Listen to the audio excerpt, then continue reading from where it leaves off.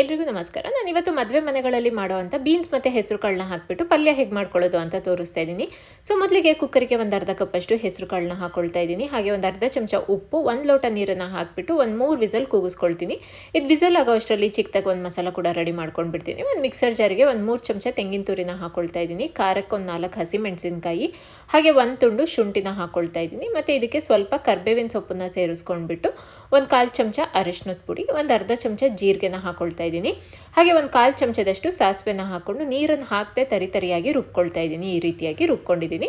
ಈ ಕಡೆ ಕಾಳು ಕೂಡ ಬೆಂದಿದೆ. ಇದನ್ನು ಸೈಡಲ್ಲಿ ಇಟ್ಕೊಂಡ್ಬಿಟ್ಟು ಒಗ್ಗರಣೆ ಮಾಡ್ಕೊಳ್ಳೋಣ. ಒಂದು ಪ್ಯಾನಿಗೆ 2 ಚಮಚ ಎಣ್ಣೆ ಹಾಕ್ಕೊಳ್ತಾ ಇದ್ದೀನಿ. ಎಣ್ಣೆ ಬಿಸಿ ಆದ ನಂತರ ಅರ್ಧ ಚಮಚ ಸಾಸಿವೆನ ಹಾಕ್ಕೊಳ್ತಾ ಇದ್ದೀನಿ. ಹಾಗೆ 1 ಚಮಚ ಕಡಲೆಬೇಳೆ ಮತ್ತು ಉದ್ದಿನಬೇಳೆನ ಹಾಕ್ಕೊಂಡು ಒಂದು 30 ಸೆಕೆಂಡ್ ಫ್ರೈ ಮಾಡ್ಕೊಳ್ತೀನಿ. ನಂತರ 2 ಕಟ್ ಮಾಡ್ಕೊಂಡಿರೋ ಈರುಳ್ಳಿ ಹಾಕ್ಕೊಳ್ತಾ ಇದ್ದೀನಿ. ಹಾಗೆ 2 ಒಣಮೆಣಸಿನಕಾಯಿ, ಸ್ವಲ್ಪ ಕರ್ಬೇವಿನ ಸೊಪ್ಪನ್ನು ಹಾಕಿ ಈರುಳ್ಳಿ ಟ್ರಾನ್ಸ್ಪರೆಂಟ್ ಆಗೋವರೆಗೂ ಫ್ರೈ ಮಾಡಿಕೊಂಡು 1 ಕಪ್ಪಷ್ಟು ಚಿಕ್ಕದಾಗಿ ಕಟ್ ಮಾಡ್ಕೊಂಡಿರೋ ಬೀನ್ಸ್ನ ಹಾಕ್ಕೊಳ್ತಾ ಇದ್ದೀನಿ. ಹಾಗೆ ರುಚಿಗೆ ಉಪ್ಪನ್ನು ಹಾಕಿ ಒಂದ್ಸರಿ ಎಲ್ಲದನ್ನು ಮಿಕ್ಸ್ ಮಾಡಿ ಒಂದು ಪ್ಲೇಟ್ನ ಮುಚ್ಚಿ ಬೀನ್ಸ್ನ ಪೂರ್ತಿಯಾಗಿ ಬೇಯಿಸ್ಕೊಳ್ಬೇಕು. ಅದರಲ್ಲೇ ನೀರು ಬಿಟ್ಕೊಂಡು ಬೀನ್ಸ್ ಎಲ್ಲ ಬೆಂದೋಗುತ್ತೆ. ಒಂದು 5-6 ನಿಮಿಷದಲ್ಲಿ ಬೆಂದೋಗುತ್ತೆ.